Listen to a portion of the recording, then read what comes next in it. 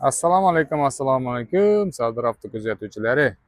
Mehr ko'zda dilxira bo'lmasin deb 2006-yil Sonus Pollux mashinamiz keldi.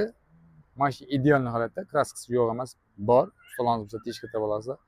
4 dona paketni yumshoq balon qo'ydik. Shu bugun qo'yildi. Narxi eldin aytaman 28 million so'm pul aytiladi. Qatib qolgan bahamiz kelishiladi. Mashinaning motor, ходовой, zadniy moz, padniy moz hechinde aybi yo'q. Zadniy moz barmi yo'qmi bilmayman. Farlarni o'zgartirildi, qo'yildi.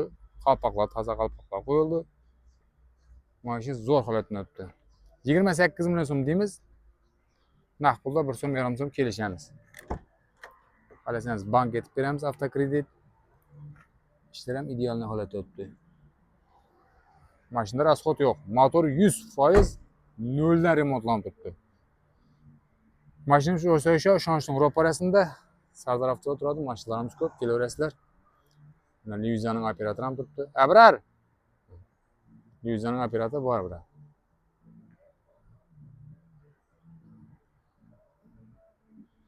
Sparkimiz ham 2014-yil ishlab chiqarilgan.